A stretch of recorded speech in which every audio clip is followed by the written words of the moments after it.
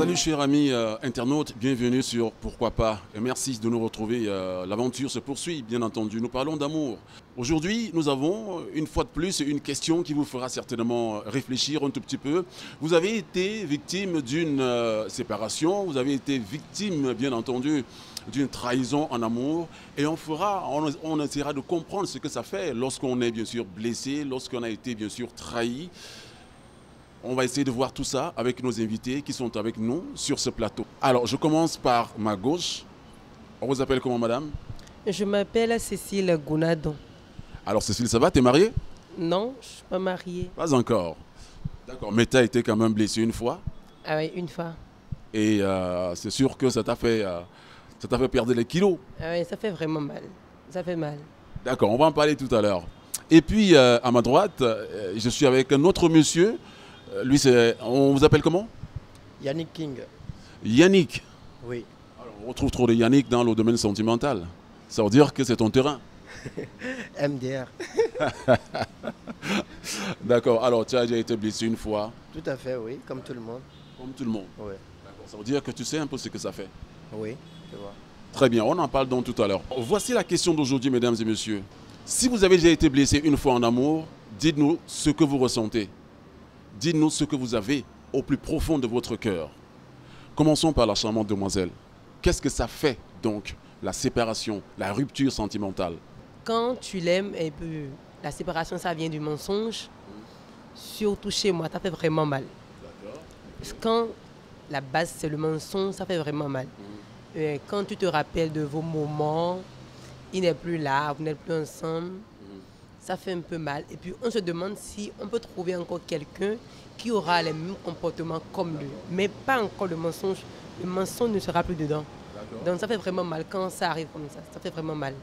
On va parler du degré de la douleur tout à l'heure. Ah oui, oui. N'est-ce pas? Oui. Tu veux bien? Oui. Alors, qu'est-ce que ça te fait donc, Yannick, lorsque cette rupture survient, brusque ou non, il y a toujours une certaine amertume. Qu'est-ce que ça fait? Moi, je me rappelle la dernière fois quand j'ai été victime. Vraiment, c'était un choc. Vous voyez? Et de telle en sorte que, heureusement, je vais dire, j'avais un ami qui m'a soutenu pendant cette période-là. Ça fait tellement mal jusqu'au point où on n'a même plus l'appétit. Vous voyez? C'est qu'on se trouve dans des états... c'est comme si c'est son dernier jour, quoi. Lorsqu'on est donc face à une rupture sentimentale,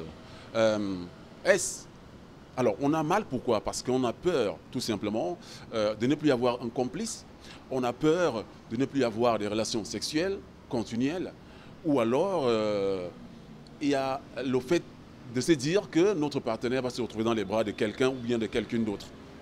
Qu'est-ce qui nous fait mal? Monsieur Makobi, ça fait vraiment mal quand ton partenaire ne pense pas que c'est lui qui n'a pas raison. Toujours il refuse qu'il ne t'a rien fait, que c'est toi qui es la cause de tout ce qui se passe. Ça fait vraiment mal parce que tu te dis, sûrement parce qu'il a trouvé une autre personne qui est plus bonne que toi. Peut-être tu n'as pas des comportements de cette personne. Un truc comme ça. Tu te penses des trucs qui ne sont pas possibles. Et tu te dis, est-ce vraiment vrai qu'on ne serait plus ensemble? Est-ce vraiment vrai que je n'aurai plus personne avec qui parler comme en tant que frère ou sœur? Ça fait vraiment mal. Quand on pense à tout ça, on pense à des moments ensemble, des sorties, des distractions. Ça fait vraiment mal quand ça arrive comme ça, avec quelqu'un que tu aimes vraiment. Oui, ça fait... J'aimerais savoir l'aspect réel qui vous fait mal. Alors, est-ce que ce ne sont que ces sorties? Est-ce que c'est le sexe que vous partagez ensemble? Est-ce que c'est le fait qu'il aille se retrouver dans les bras d'une autre? Qu'est-ce qui vous fait mal? Ce qui fait mal, ce n'est pas les sorties, ce n'est pas le sexe. Okay. Mais c'est quoi alors? Disons, parce que la personne, il a des caractères que toi tu aimes. D'accord. Malgré qu'il est menteur ou pas, il a des trucs que toi tu aimes. Mais tu te vois, tu te demandes, est-ce qu'il y a encore des personnes qui peuvent avoir des mêmes caractères que celui-là? Et puis on se dit, même s'il m'a menti, ok, s'il ne veut pas se mettre en bas pour se dire que c'est lui qui n'a pas, qui n'a pas raison, je vais aller encore vers lui pour au moins, peut-être comme si c'était moi qui avais tort, présenter encore mes excuses. Et puis si on pouvait reprendre, si je pouvais l'amener à être ce que je veux, mais ça fait encore mal quand tu reprends et il ne change pas. Ah oui, ça fait mal. Donc, tout à l'heure, j'ai posé la question. Alors, quel est l'aspect qui vous touche le plus? Est-ce la complicité simple? Est-ce le partage des relations sexuelles? Ça veut dire que vous n'aurez plus d'activité sexuelle continuelle? Ou alors le fait qu'elle va se retrouver dans les bras de quelqu'un d'autre? Pour cette question, moi je vais vous dire que c'est le tout réuni qui fait mal. Il y a la partie sexuelle, les sorties, l'affinité en fait qu'on a dans la relation. Vous voyez? Parce que pour moi, l'amour en fait c'est comme un immeuble construit. Un truc qu'on a eu à construire ensemble. Et du coup, peut-être... mais il y a toujours quelque chose qui est à la base de cette rupture. Maintenant, il y a une partie qui garde la cause de la rupture et qui ne veut pas dévoiler parce que l'autre partie est prêt à se plier aux ordres ou bien je sais pas. En fait, l'autre partie est prêt à se corriger. Vous voyez? Mais l'autre, comme l'autre a pris sa décision, l'autre partie ne veut plus revenir ou ne veut plus continuer. Vous voyez? Donc, ce qui fait que quand l'autre partenaire prend sa décision, et autant mieux laisser partir. Vous voyez? Donc, quand l'immeuble s'effondre, c'est fini. Et excusez-moi, voilà pourquoi je dis que c'est... Ce qui fait vraiment mal, c'est... on se pose des questions, des mille et une questions à se demander, mais est-ce que je peux trouver encore quelqu'un qui va ressembler encore exactement, ou bien à peu près? Bon, c'est compliqué. Parce que déjà, quand on s'est vu, il y a eu des comportements que l'autre en avait et moi j'en avais, et puis on s'est mis ensemble, on a enlevé certaines épines, on s'est mis ensemble et tout, vous voyez. Donc il y a tous ces aspects-là, ça a pris du temps avant de faire une bonne chose, et d'un coup, ça s'effondre.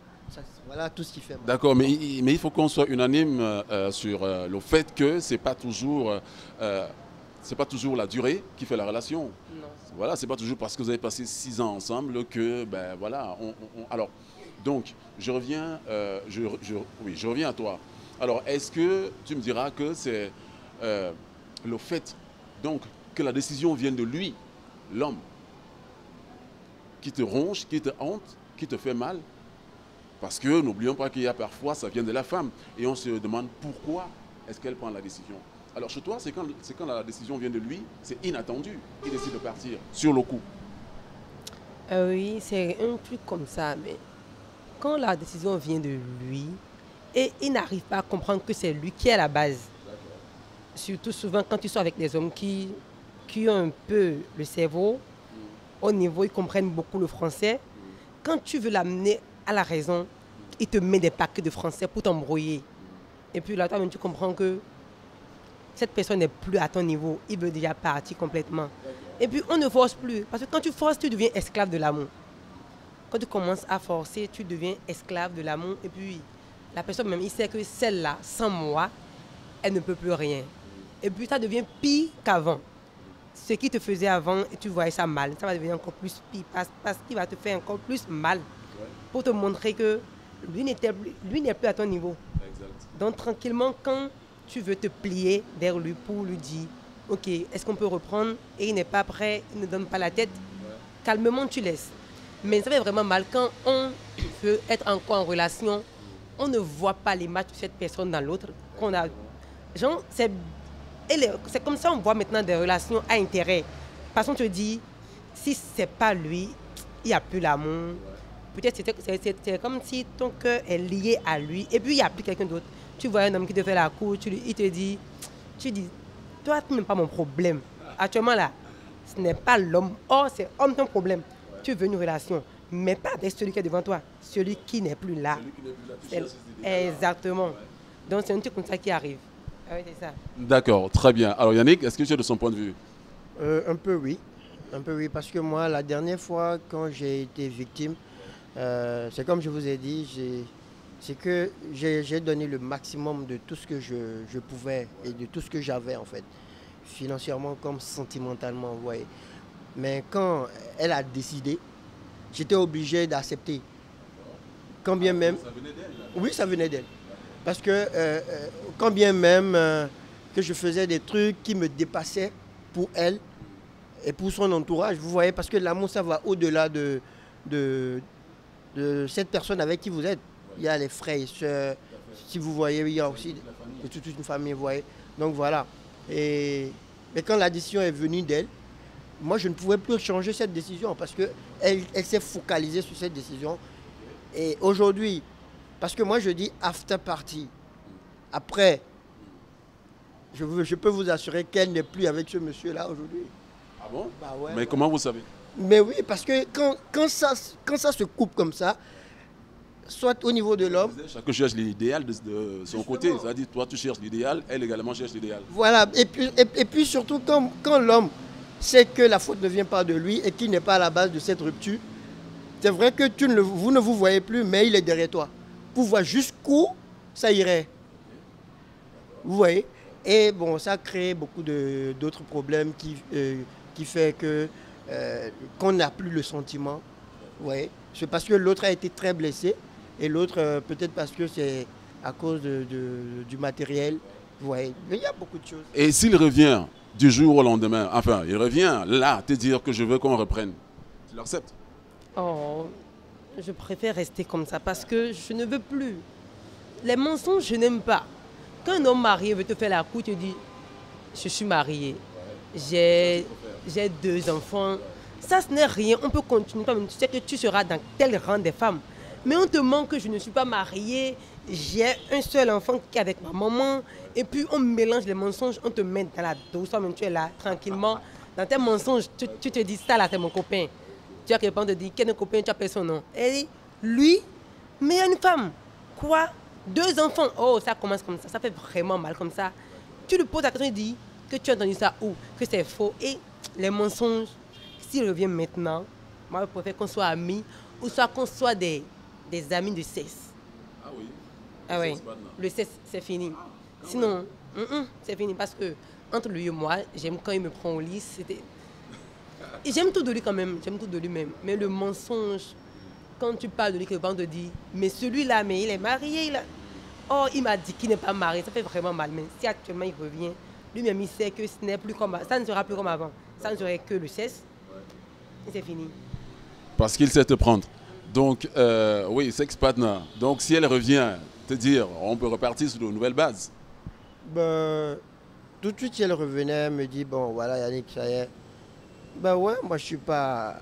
Même le bon Dieu qui pardonne. Alors, on va repartir sur une nouvelle base. Vous voyez?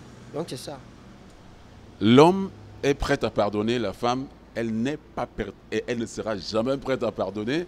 Apparemment, elle préfère dans les sex parties. Vous, mesdames et messieurs à la maison, dites-nous ce que vous en pensez en commentaire. Portez-vous bien et on se dit à très très bientôt sur Pourquoi pas. Merci d'avoir été des nôtres.